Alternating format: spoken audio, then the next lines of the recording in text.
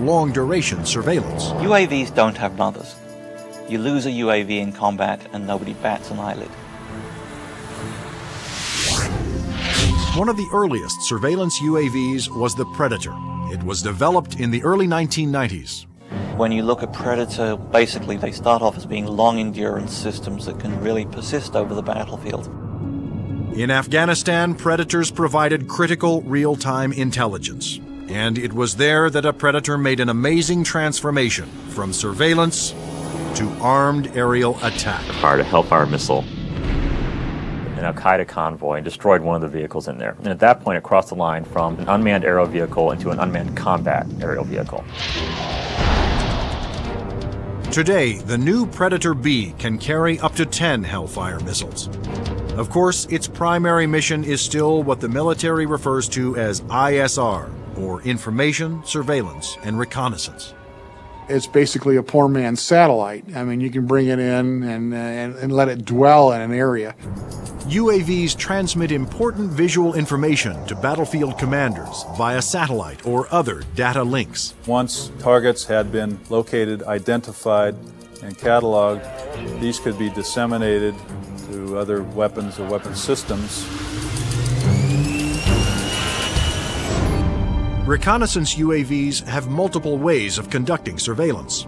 On clear days, they use specially stabilized optical lenses that can zoom to high magnification.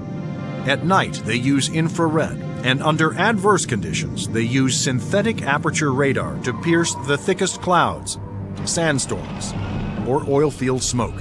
When the radar is reflected back, it can also be used to create a 3D image of objects. If the enemy chooses to use countermeasures or decoys or deception techniques, having to beat 3 systems is a lot harder than 1. The success of the Predator paved the way for the development of an even more advanced high-altitude jet-powered UAV by Northrop Grumman. It's called the Global Hawk, but unlike the Predator, it was designed to take off, fly its pre-programmed mission, and land all on its own, thanks to the GPS, or Global Positioning Satellite System. The Global Hawk is basically a much larger version of the Predator. It has higher altitude capabilities, increased payload. It can carry a lot more sensors, a lot more communication devices, and it can loiter over a battlefield for up to 35 hours.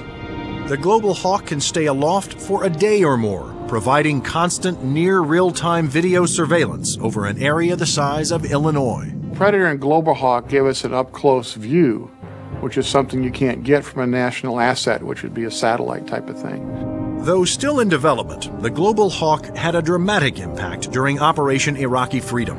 A single prototype provided information to Allied forces on 55% of all time-sensitive targets, including mobile Scud missile launchers.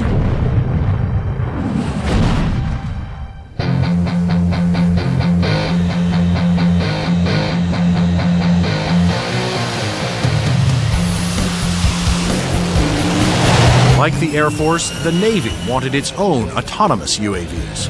However, designing one to take off and land on an aircraft carrier was a tremendous challenge. But the engineers at Northrop Grumman were up for it.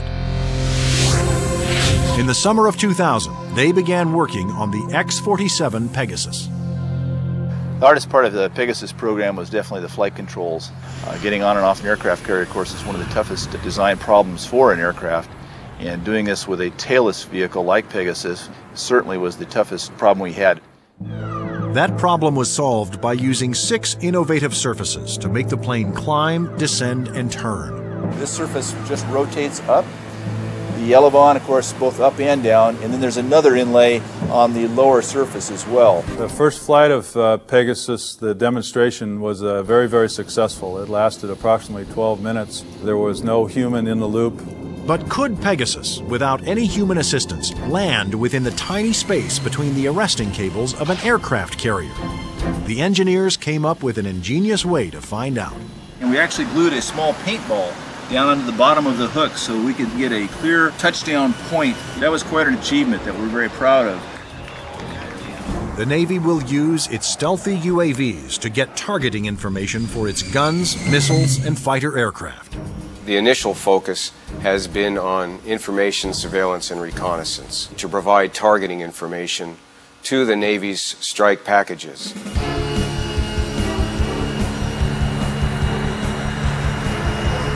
But many future UAVs, such as Boeing's X-45 unmanned bomber, will be heavily armed.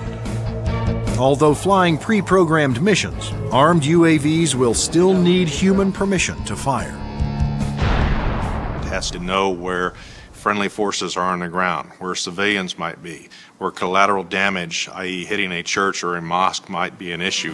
So there is an element that we always retain where the human in the loop is important. You can have a weapon that's doing its own surveillance and has its own ability to engage a target. And that gives you a level of dominance that we're just emerging on right now. In the not-so-distant future, there will be even more radical aircraft and airborne weapons systems. Everything from electromagnetic pulse weapons to powerful airborne lasers to hypersonic aircraft that can fly to anywhere in the world in 2 hours or less. But how soon will these high-tech secrets become a reality?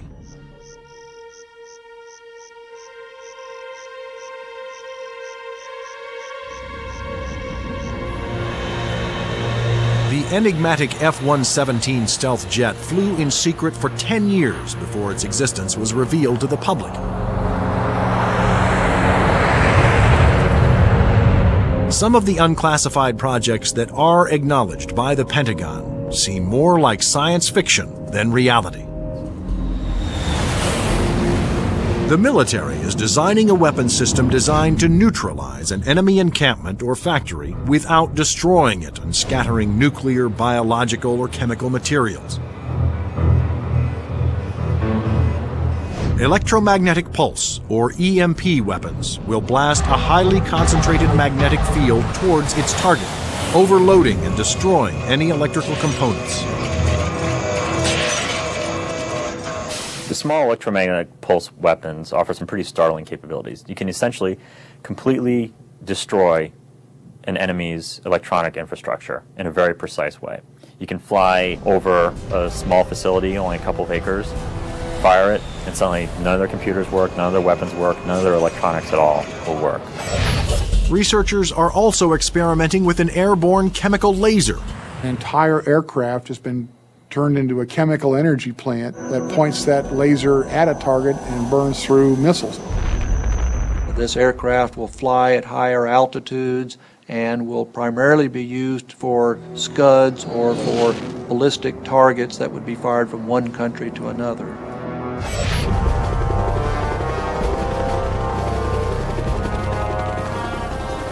American generals don't want a fair fight.